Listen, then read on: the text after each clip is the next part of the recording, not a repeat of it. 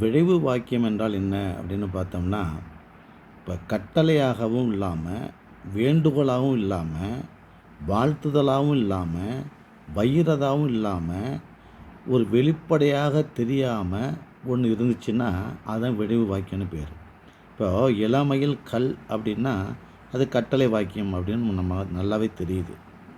தீயது ஒழிக அப்படின்னம்னா, அது வையிரும், வைதல் அப்படிங்கிறது நல்லா தெரியுது. இப்போ நீடூழி வாழ்க அப்படின்னா அடுத்தவங்கள வாழ்த்துறோம் அப்படின்னு தெரியுது.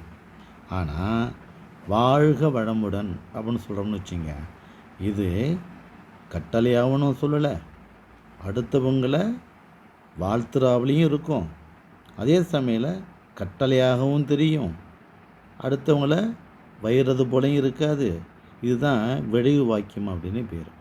விழைவு வாக்கியம்னா கட்டளை, வேண்டுகோள், வாழ்த்து, வைதல் என்று வெளிப்படையாக தெரியாதது, ஆனால் அதில் ஏதாவது ஒன்றாகவும் இருக்கும். இப்படி இருந்துச்சு அப்படின்னா விழைவு வாக்கியம் அப்படின்னு பேர். நம்ம கட்டளையாக சொல்ல முடியாது, வேண்டுகோளாகவும் சொல்ல முடியாது, வாழ்த்து சொல்லுவது போலையும் இருக்கக்கூடாது, வையிறாவிலையும் இருக்கக்கூடாது.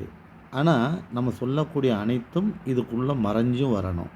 அப்படின்னு வரக்கூடிய வார்த்தை இருக்குது பார்த்தீங்களா, அதுதான் விழைவு வாக்கியம் அப்படின்னு பேர். விழைவு அப்படின்னா அதுக்குள்ளே கட்டளையும் இருக்கும், ஆனால் கட்டளை தெரியாது. வாழ்த்துறப்புல இருக்கும். இப்போ வளமுடன் வாழ்க அப்படின்னா அது வாழ்த்தா மாறிடுது. வாழ்க வளமுடன் அப்படின்னா அது நம்முடைய ஐக்கானா, நமக்கு கிடைக்கக்கூடிய ஒரு ஐக்கான். இவர் அப்படின்னா அவர் எல்லாவற்றையும் நல்லதமாக பார்ப்பார் அப்படின்னு சொல்கிறோம் இல்லையா, அதுதான் விழைவு வாக்கியம் அப்படின்னு பேர். நன்றி, வணக்கம். இது டிஎன்பிசி ரொம்ப முக்கியம், அடிக்கடி இப்போ கேட்குறாங்க.